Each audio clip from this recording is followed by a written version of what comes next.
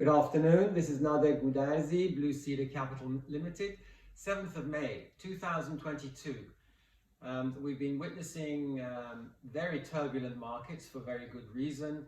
The Federal Reserve last week raised the interest rate by 0.5%, which is the biggest rise of interest rates in a decade or more. The Federal Reserve will continue to increase the interest rates. The markets last week were to some extent expecting a guidance of 0.75% going forward, but clearly I think that was really an expectation that was unwarranted. The Fed seems to be doing the right things. If we look back since 1980, the interest rates have been coming down for the better part of 40 years, and now the interest rates are beginning to pick up again. For very good reason. The liquidity-driven equity markets has come to an end. The Federal Reserve will be reducing the size of its $9 trillion balance sheet. That will add treasury bonds to the market and thus drive interest rates even higher. Last week, the 30-year treasury bond yield touched 3.25%.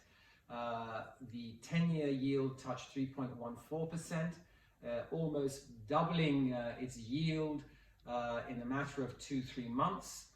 I think that the rates will continue to go higher with the 10% drop in the US dollar since the beginning of the year. Earnings of multinational corporates will be under pressure in the second quarter when the earnings announcements are made.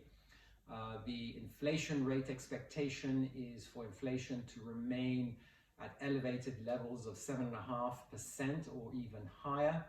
The war in Ukraine clearly has created pressures on the supply chain.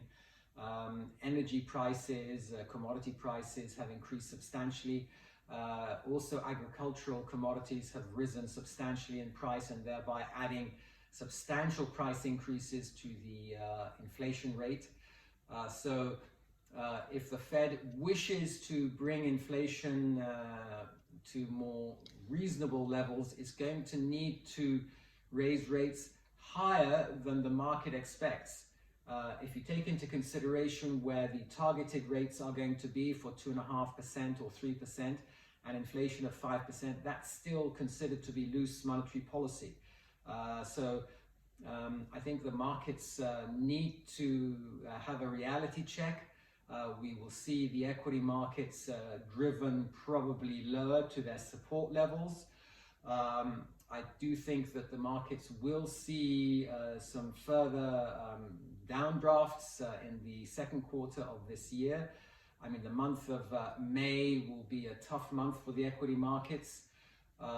And I would suggest that the equity prices are continuing to remain at expensive levels, taking into consideration the level of interest rates currently and the expected level of interest rates going forward. Clearly, the NASDAQ tech stocks are in a bear market. I think the other indexes will also track down. The S&P 500 at 3,800 to 3,500 would be my target, and I would take a view in terms of when positions should be placed into the markets once we reach these levels, which are support levels and more reasonably priced equities. Thank you for listening, and I hope to speak to you soon.